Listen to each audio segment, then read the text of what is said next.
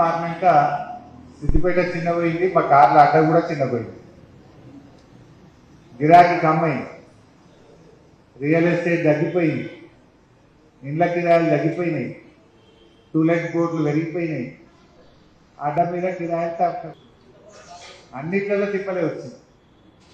ఇంతకుముందు 14-15 గిరాకీలు దొరికే నెలకు 6-7 దొరకు కూడా కష్టమైనట్టున్నది. అభివృద్ధి కూడా కుంటుపడ్డది, మీరందరూ గమనిస్తుంటారు. అప్పుడేమో మనం పరుగులు పెట్టించినాం, ఆ పాత బస్ స్టాండ్ చూస్తుండగా ఇట్లా లావట్టి పెట్టినట్టు పెట్టినాం మనం కొత్తది. ఒక్కటే ఏడాది ఒకటి అసలు ఎవడో కొత్తగా వస్తే అది కట్టిందా మళ్ళీ కొత్తదా అని అర్థమే కాదు. ఆ మోడల్ మంచిగా ఉంది, ఎప్పటికీ అట్లే ఉండని అని పాత మోడల్లోనే కొత్తది కట్టింది, అద్భుతంగా కట్టింది, లోపల కూడా తెలుస్తుంది ఎంత బాగుంటుందో.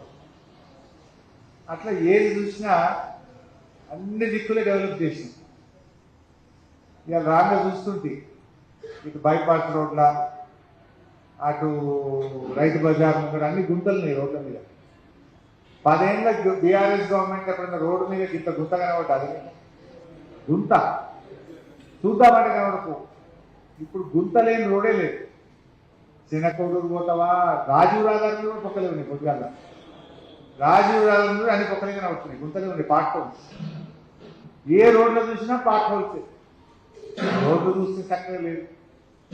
అటు చూస్తే 1000 పడకల ఆసుపత్రి కడితే దాన్ని 90 పైసలు పని అయిపోతే 3 ఏళ్ళకే దాన్ని పూర్తి చేస్తలేరు, వినియోగంలోకి తెస్తలేరు.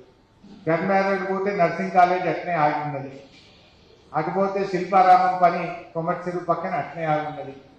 ఆ బ్రిడ్జు కొమట్ చెరువు కాడ మూల మీద బ్రిడ్జ్ 3 ఏళ్ళే ఆగితూ ముంగడి పోదు వెనకటి రాదన్నట్టు తగి పెట్టిన పొక్కలు 3 ఏళ్ళే అట్నే ఉన్నది. ఇటు పోతే రైల్వే బ్రిడ్జు 3 ఏళ్ళే మిటపల్లి కాడ, అది అటనే ఆగి ఉన్నది, బ్రిడ్జ్ చూస్తలేదా? అప్పుడు చేసిన పని ఆ బ్రిడ్జ్ అట్లనే, కొమట్ చెరువు బ్రిడ్జ్ చూస్తే ఇక్కడనే, శిల్పారామం చూస్తే ఆనే ఉన్నది, నర్సింగ్ కాలేజ్ చూస్తే ఆనే ఉన్నది. ఆ రంగనాయక సాగర్ పోతే ఆ టూరిజం ప్రాజెక్టు పిల్లర్లు, మొండి పిల్లర్లు ఎక్కిరిస్తుంటాయి, అది అట్లే ఉన్నది 3 ఏళ్ళే. ఆ కలెక్టరేట్ ముంగట వెటర్నరీ కాలేజ్ కట్టినా, ఆ పిల్లర్లు కనబట్టి మొండి 3 ఏళ్ళే. ఆ వెటర్నరీ కాలేజ్ అట్నే వండబెట్టి ఒక్కటన్నా పోతున్నారు ముంగట్టి. అంటే ఎంత బ్యాడ్గా ఉందో మీరు ఆలోచించారు. గవర్నమెంట్ వచ్చిన తర్వాత హైదరాబాద్ రియల్ ఎస్టేట్ లేదు, మొత్తం తెలంగాణ రియల్ ఎస్టేట్ పడుతుంది. ఏ ఒక్క మంచి పని, ఇప్పుడు అభివృద్ధి అనేది ఆగిపోయినటువంటి పరిస్థితి ఏర్పడుతుంది. మాటలకు కొదవలేదు, కానీ చేతలు చూస్తే ఏది జరిగే పరిస్థితి కనబడదు. జీవితాలు కొంత కిడిగిలేని, ఎవరిని చూసినా తృప్తి లేదు, ఎవరిని మాట్లాడించినా బాధనే కనబడతా ఉంది. రైతులు చూసినా, కార్లను చూసినా, డీసీఎం ప్లాట్లను చూసినా, లారీ డ్రైవర్లను కదిలించినా, ఎవరు చూసినా ఒక రకమైనటువంటి అసంతృప్తి, బాధ ఉంది.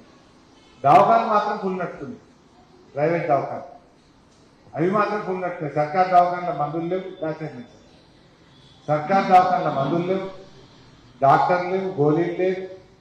అది మాత్రం అంత ఆగమైపోయినటువంటి పరిస్థితి మనకు కనబడతాము. సో ఏది ఏమైనా మంచి రోజులు వస్తే ధైర్యం కోల్పోతుంది, అధైర్యం పడకండి. ఈ ఆగిపోయినాయి నేను ఊరుకుంటాను, మళ్ళీ వచ్చినాక 200 స్పీడ్లు ఉరికిస్తాను. తెల్లారే ఇక మళ్ళా గవర్నమెంట్ వస్తే తెల్లారికి ఉరుకుడే ఉరుకుడు, మళ్ళీ ఆగుతుంది. అయ్యా ఆగిన వాటిని అన్నింటినీ మళ్ళీ ఉరికిచ్చి పూర్తి చేసుకోకపోతే ఊరుకుంటామా? అప్పుడేమో ఏడ్చిండు గవర్నమెంట్ ఉన్నప్పుడు, అన్ని సిద్దిపేటకైనా ఇది సిద్దిపేట, రోజు మన మీద ఏడ్చింది కొడుకులు. ఇప్పుడేమో పగబట్టినట్టు చేస్తారు దొంగలు, దుర్మార్గంగా చేస్తున్నారు. ఇప్పుడు మన వెటనరీ కాలేజ్ కలెక్టర్ ఆఫీస్ కాడ పెట్టింది, పిల్లలు చదువుకోవాలి. నాకేముంటాయి అంటే సిద్దిపేటలో లేని చదువు ఉండదు, అన్ని చదువులు ఉండాలి. పాలిటెక్నిక్ అయినా, ఇంజనీరింగ్ అయినా, పశువుల డాక్టర్ అయినా, పంటల డాక్టర్ అయినా, మనుషుల డాక్టర్ అయినా, పీజీ అయినా, ఎంబీఏ అయినా, ఫలాన్ని చదువు సిద్దిపేటలో లేదు, అన్ని ఉండాలి నా దగ్గర అంటే ఒక కోరిక. ఎంబీబీఎస్ అంటే మనుషుల డాక్టర్ అక్కడ పెట్టినా, అగ్రికల్చర్ బీఎస్సీ అంటే పంటల డాక్టర్ తోరణాల్లో పెట్టినా, పశువుల డాక్టర్ అంటే వెటర్నరీ బీవీఎస్సీ అది కలెక్టరేట్ కాడ పెట్టినా. మన ఎత్తుకపోయి కొడగల పెట్టుకున్నాడు.